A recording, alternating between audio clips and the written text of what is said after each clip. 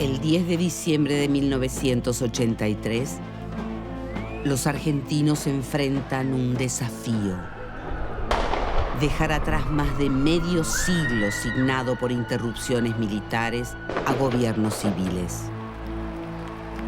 Miles de personas se concentran en la Plaza de Mayo. Desde el Cabildo, el flamante presidente Raúl Alfonsín saluda a la multitud. La Unión Cívica Radical es el partido encargado de iniciar la reconstrucción de la democracia.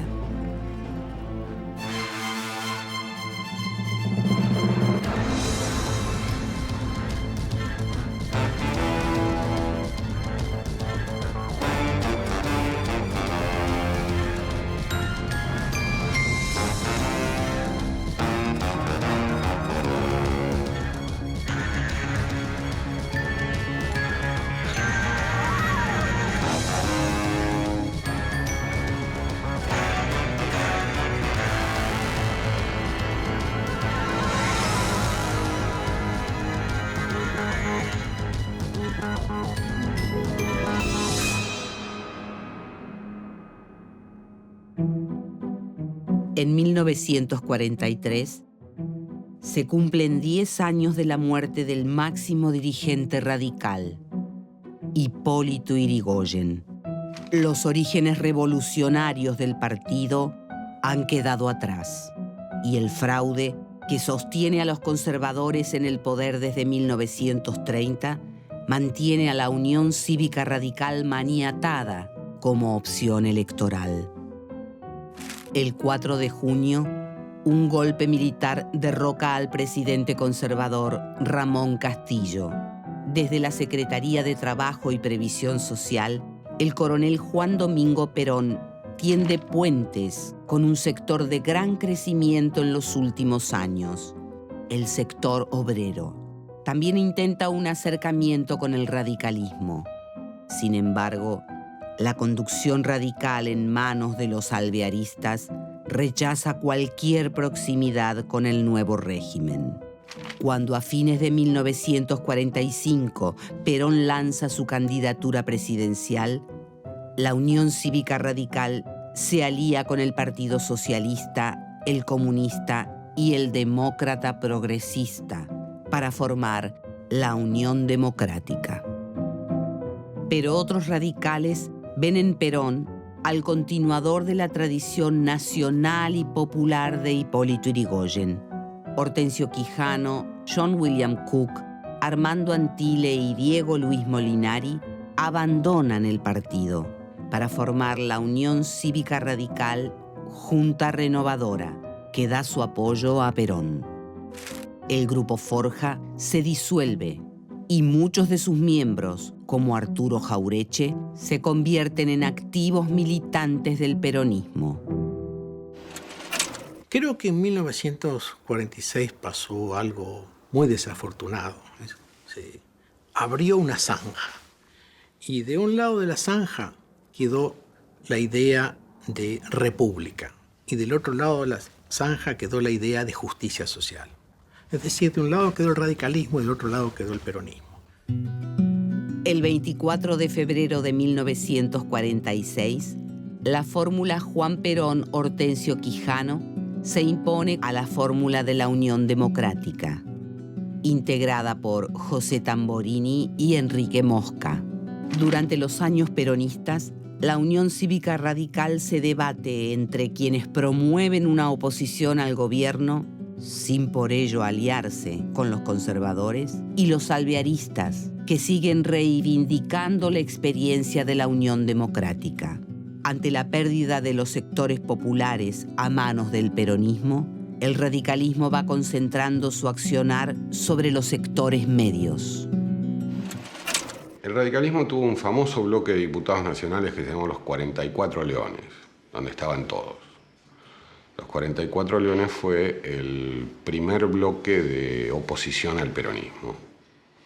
Y allí se marcaron muy bien. El diario de sesiones de la Cámara de Diputados de la época está muy bien plantado desde dónde el radicalismo institucionalmente enfrentaba al peronismo.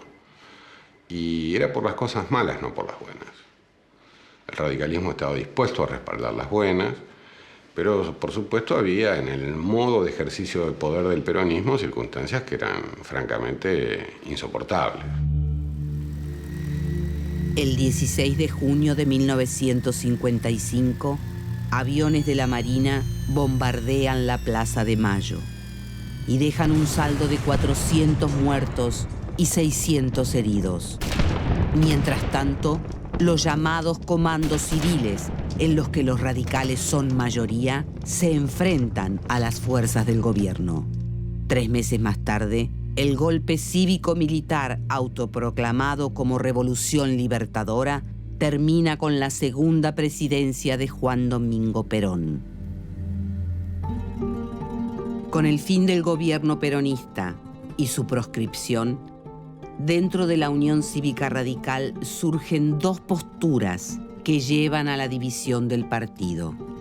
El sector liderado por Ricardo Balbín, que considera al peronismo como un accidente de la historia y niega la legitimidad de su representación popular, crea la Unión Cívica Radical del Pueblo.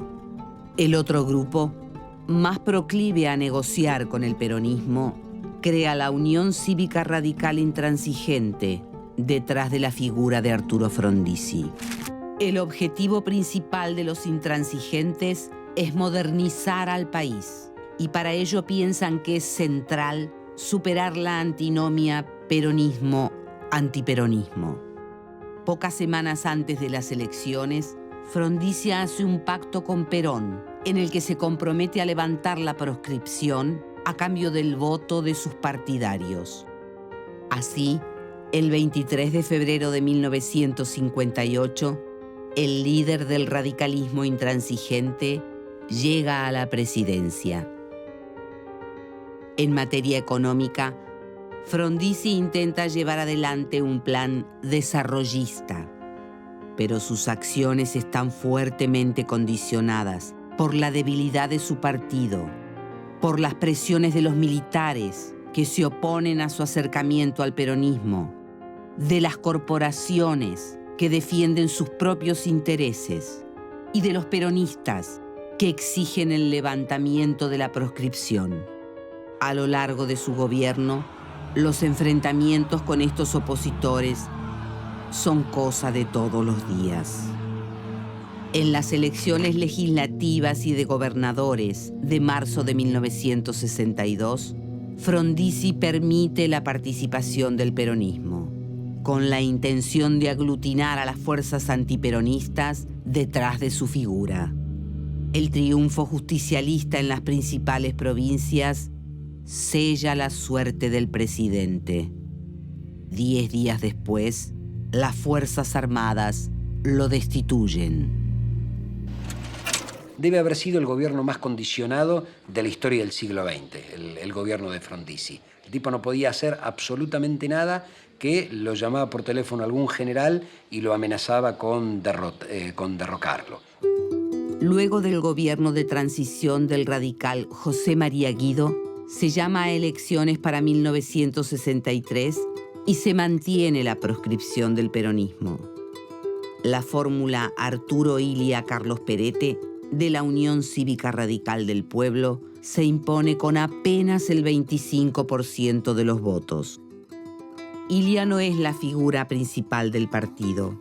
Es un político moderado que cree en la democracia como forma de resolución de los problemas del país. Proviene del sector más antiperonista del radicalismo. De allí su desconfianza ante el poder sindical y sus intentos de limitarlo. Sin embargo, su programa económico se parece mucho al impulsado durante el gobierno de Perón. Protección y fomento industrial, políticas redistributivas y limitación del capital extranjero en las áreas de energía, comunicaciones y servicios públicos. Estas medidas provocan la reacción de poderosos grupos económicos, quienes lanzan una campaña de desprestigio en su contra desde diarios y revistas, al mismo tiempo que buscan imponer la figura del general Juan Carlos Onganía como la del militar que puede modernizar al país. El 28 de junio de 1966, un grupo de oficiales del ejército le exige la renuncia a Arturo Illia. El presidente se niega. Tropas militares rodean la casa de gobierno, mientras efectivos policiales se preparan para lanzar gases lacrimógenos en el interior. Temeroso por la seguridad de sus acompañantes, Arturo Illia finalmente renuncia. Yo lo acompañé, fue uno de los pocos que lo acompañó en la Casa de Gobierno el día del golpe de Estado, el 28 de junio del 66.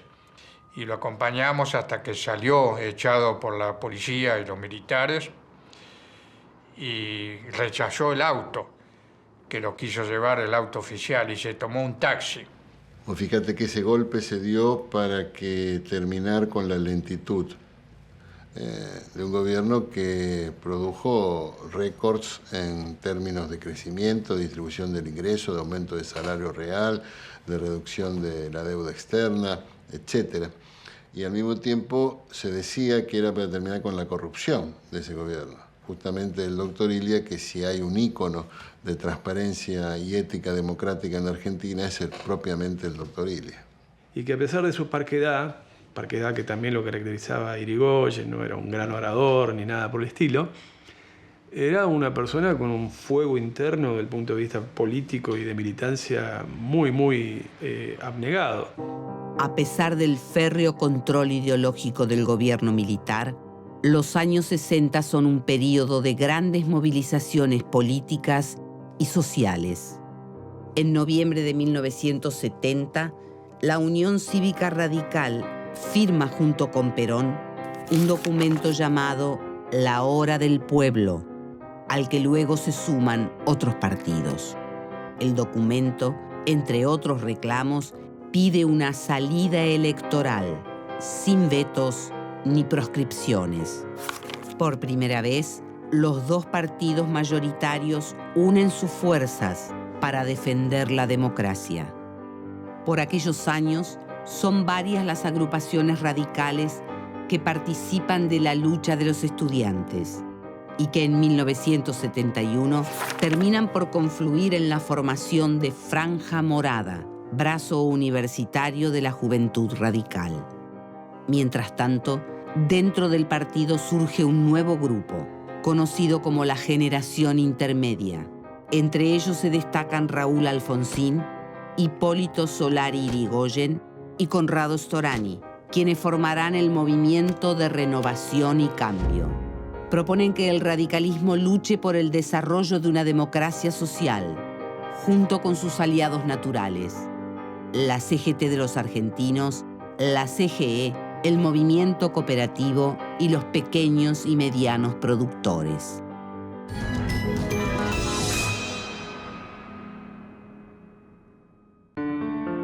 En 1971, el presidente de facto, Alejandro Agustín Lanusse, reestablece la vida interna de los partidos políticos. Pero solo permite que uno de los partidos en los que se encuentra dividido el radicalismo conserve el nombre original, que queda en manos de la Unión Cívica Radical del Pueblo. La Unión Cívica Radical Intransigente adopta el nombre de Partido Intransigente. En marzo de 1973, tras 17 años de proscripción, la fórmula justicialista Héctor Cámpora, Vicente Solano Lima se impone a la fórmula radical Ricardo Balbín, Eduardo Gamón. El peronismo se debate en profundas luchas internas que se intensifican en 1974 con la muerte de Perón. Frente a esta situación, la Unión Cívica Radical no logra articular un proyecto alternativo al del peronismo, que evite el cada vez más anunciado golpe militar. Cuando las semanas antes del golpe esto se veía venir, el gobierno de María Estela Martínez de Perón le pide a los otros sectores políticos, le da cadena nacional para que intenten algo. Una semana antes exactamente, 7 días antes, Balbín hace un discurso dramático donde pone una frase de Guido Spano que dice: todos los incurables tienen cura hasta 5 minutos antes de la muerte. Él tenía un lenguaje muy poético. Lo que estaba diciendo es: muchachos, podemos salvar esto. Y en la otra frase que dice es: hay que llegar a las elecciones, aunque sea con muletas, pero hay que llegar. El 24 de marzo de 1976 comienza la dictadura militar más devastadora de la historia argentina. A pesar de contar entre sus filas con víctimas del terrorismo de Estado, la Unión Cívica Radical es parte de la inmovilidad general. Pero algunos dirigentes, como Raúl Alfonsín, tienen una actuación destacada en los organismos de derechos humanos. En junio de 1981, con el objetivo de presionar por la normalización institucional del país, el radicalismo, junto con el Partido Justicialista, el Movimiento Integración y Desarrollo, el Partido Intransigente y el Partido Demócrata Cristiano, comienza a organizar la multipartidaria. El 9 de septiembre de ese mismo año, Ricardo Balbín muere. Con él, termina toda una época del ya casi centenario partido. Yo rescato al Balbín del 72, porque el Balbín del 72 lo que hace es hablar de la Unión Nacional. En 1982, cuando estalla la Guerra de Malvinas, la mayoría de la Unión Cívica Radical decide dar su apoyo a los planes militares del presidente de facto Galtieri. Pero un importante sector del movimiento de Renovación y Cambio, liderado por Raúl Alfonsín, mantiene una distancia prudente con el gobierno. En 1983, Raúl Alfonsín, acompañado por Víctor Martínez, es proclamado candidato a presidente. Propone a la Unión Cívica Radical como un partido mayoritario, con la capacidad de romper con el pasado, signado por las dictaduras y las luchas facciosas. En octubre de 1983, la Unión Cívica Radical obtiene el 52% de los votos, frente al 40% del Partido Justicialista. Es la primera vez en 4 décadas que el radicalismo puede derrotar en elecciones libres al peronismo. El 10 de diciembre de 1983, miles de personas se concentran en la Plaza de Mayo. Desde el Cabildo, el flamante presidente Raúl Alfonsín saluda a la multitud. La Unión Cívica Radical se convierte en el partido responsable de retomar el camino de la democracia en Argentina. Una vez en el gobierno, Alfonsín se impone 3 objetivos: avanzar en la construcción de lo que él llama el tercer movimiento histórico, que combine la democracia política del irigoyenismo con la democracia social del peronismo; juzgar a los responsables de la violación de los derechos humanos durante la última dictadura; y desarrollar una economía que permita la mejor distribución de la riqueza. La transición argentina fue una transición muy particular porque fue una transición de ruptura. Producto de la derrota militar en Malvinas, los militares no pudieron imponer condiciones. Y el liderazgo que surgió a partir de ese momento de Alfonsín tuvo ventajas y desventajas en ese gobierno de transición. Las ventajas fueron que en teoría no había condicionamiento, pero la desventaja era que era como caminar en un campo minado. En cualquier momento podía explotar y poner en peligro la estabilidad democrática. La convicción democrática del radicalismo hizo superar ese obstáculo, traspasar esa barrera, correr ese límite que había sido establecido por la dictadura. Los primeros años del gobierno de Alfonsín son una verdadera reactivación política, social y cultural. Sin embargo, la voluntad de construir una democracia pluralista choca contra la reticencia de muchos radicales. celosos del poder que tanto les ha costado conseguir. Y si bien muchos peronistas mantienen una postura favorable al diálogo, el sindicalismo conducido por Saúl Ubaldini se opone con firmeza al gobierno, en el marco de una economía que se deteriora rápidamente. La creación de la Comisión Nacional sobre la Desaparición de Personas, conocida como CONADEP, y los juicios a las juntas provocan el creciente malestar entre los militares, lo que obliga al gobierno a retroceder e impulsar la sanción de la ley de punto final. Durante la Semana Santa de 1987, Aldo Rico comanda el levantamiento de un grupo de oficiales conocido como los Carapintadas. El saldo de esa rebelión es la sanción de la Ley de Obediencia Debida, que concentra la culpa de la represión ilegal en las juntas militares ya juzgadas. Sin embargo, es en la economía donde se encuentra el fracaso más estrepitoso. Una enorme deuda externa, sumada a una inflación creciente, conducen a políticas de ajuste y al congelamiento de salarios. El costo social y político de estas medidas es muy alto. En las elecciones de 1987, el radicalismo es ampliamente derrotado por el Partido Justicialista y todos los problemas se intensifican. Se disparan la inflación, las demandas salariales y el déficit fiscal. En este contexto, el 14 de mayo de 1989, la fórmula presidencial Eduardo Angelós, Juan Manuel Casela, es derrotada por la fórmula justicialista Carlos Menem, Eduardo Duhalde. Tras las elecciones, se desata un proceso hiperinflacionario que profundiza la crisis del gobierno. 6 meses antes del final establecido para su mandato, Raúl Alfonsín decide entregar su puesto. La vieja Constitución hacía que se necesitara 9 meses para que asumiera el nuevo gobierno. Hubiese sido una irresponsabilidad de Alfonsín decir, no, yo, pase lo que pase, me aferro a la silla y yo no salgo de aquí hasta... Realmente, hoy se lo estaría criticando el país. Fue la primera vez en el siglo XX,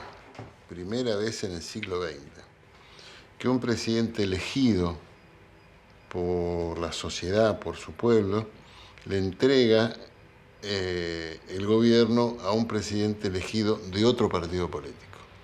Nunca había pasado en todo el siglo XX. Eso fue realmente dar vuelta a la página de la inestabilidad democrática de la Argentina.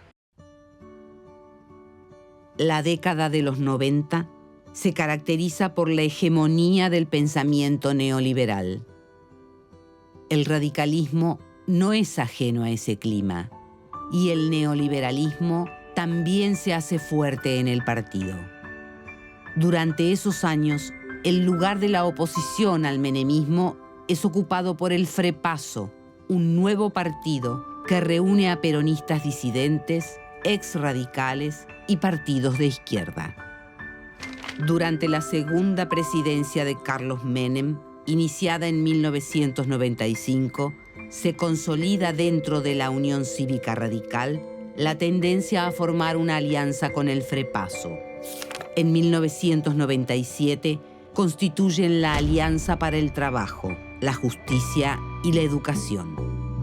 El 24 de octubre de 1999, la fórmula integrada por Fernando de la Rúa y Carlos Chacho Álvarez triunfa en las elecciones. El nuevo gobierno asume en un clima de profunda recesión económica. Ante la decisión de continuar con los pagos de la deuda externa, el gobierno dictamina la suba de impuestos y recortes del gasto público, que incluyen bajas en salarios y jubilaciones. Antes de cumplir un año de mandato, la alianza enfrenta su primera gran crisis. Varios miembros del Senado son acusados de recibir coimas del Poder Ejecutivo para lograr la sanción de la reforma laboral. El escándalo provoca la renuncia del vicepresidente Álvarez, que acusa al primer mandatario de no tener interés por investigar las denuncias. Durante todo el 2001, el descrédito de los políticos se profundiza y en las elecciones legislativas de ese año, el voto nulo y en blanco alcanza el 20%. En el mes de diciembre, en medio de rumores de una cesación de pagos, de una fenomenal corrida cambiaria y una fuga de divisas del país, el ministro de Economía, Domingo Cavallo, decide restringir la salida de dinero de los bancos. En las jornadas del 19 y 20 de diciembre del 2001, la población de distintas partes del país sale a las calles. Golpeando sus cacerolas, reclaman por la renuncia del presidente y de todos los funcionarios. Las manifestaciones son reprimidas con dureza y dejan un saldo de más de 30 muertos en todo el país. Fernando de la Rúa renuncia a la presidencia. Comienza una de las peores crisis políticas de la historia argentina.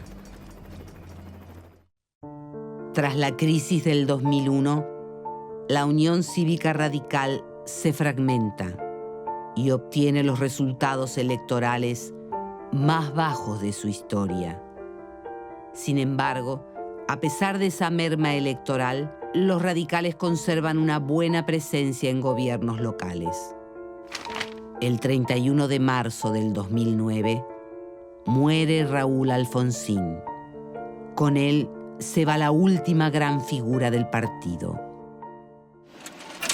Sentía la necesidad de estar en Buenos Aires y la necesidad definitivamente tenía una razón de ser que yo no la pude percibir hasta el momento en que llegué a Buenos Aires, hasta el frente del Congreso de la Nación.